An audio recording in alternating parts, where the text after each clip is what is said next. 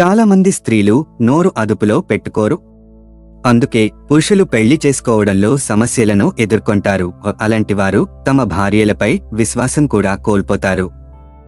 ఇలాంటి ప్రశ్న మీ మదిలో రావచ్చు, ఈ సమస్యను సులభంగా పరిష్కరించడం ఎలా సాధ్యమవుతుంది? మీరు ఆ అంశం గురించి మరింత తెలుసుకోవాలనుకుంటే మీరు వీలైనంత త్వరగా ఈ సమస్య నుండి బయటపడవచ్చు. మరి ఈ సమస్యను ఎలా పరిష్కరించాలి? భార్యాభర్తలు ఒకరిపై ఒకరికి నమ్మకంతో పాటు తమ చేసిన వాగ్దానాలు నిలబెట్టుకోవాలి.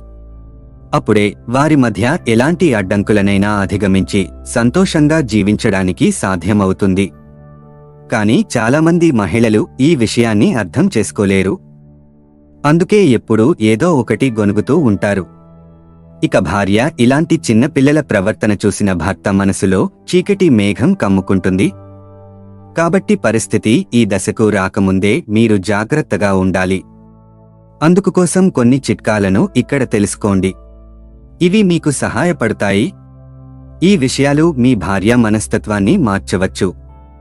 అప్పుడు మీ సంతోషానికి మరియు జీవితానికి ఎలాంటి అడ్డంకులు ఉండవు. సమస్యను వివరించండి. మాటలతో మాట్లాడటం తెలివైన పని.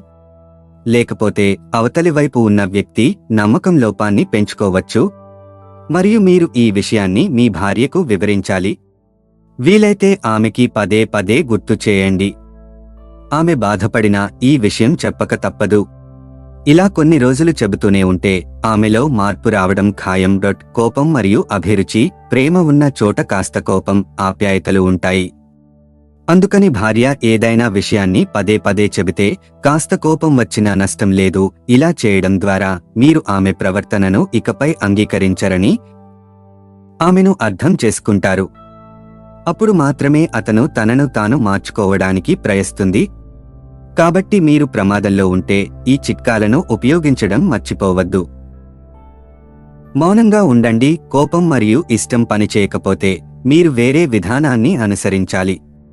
అలాంటప్పుడు అప్పటి నుండి భార్య అదే తప్పు చేస్తే ఆమెతో మాట్లాడకండి. ఆమె మాట్లాడటానికి వచ్చినా నువ్వు మౌనంగా ఉండు.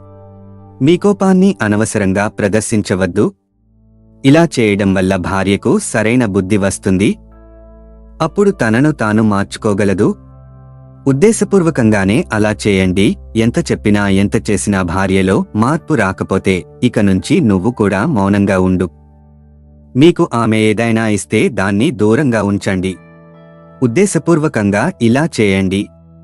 ఖచ్చితంగా మారుతుంది. బాధను తొలగించండి. అన్ని ఆయుధాలు విఫలమైనప్పుడు మీ హృదయానికి అత్యంత ప్రియమైన భార్యను సరైన మార్గంలోకి తీసుకురావడానికి మార్గం లేదని ఒక విషయం అర్థం చేసుకోవాలి.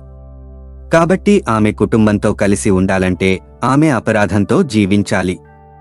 కాబట్టి ఈ విషయం గురించి ఎక్కువ వాదనలకు దిగకండి మరియు బాధను మనస్సు నుండి తొలగించండి. ఇలా చేస్తే నవ్వుతూ జీవితాన్ని సులభంగా గడపవచ్చు. ఈ వీడియో కనుక మీకు నచ్చితే లైక్ చెయ్యండి, షేర్ చెయ్యండి. ఇలాంటి మంచి వీడియోస్ కోసం మా ఛానల్ని సబ్స్క్రైబ్ చేయండి.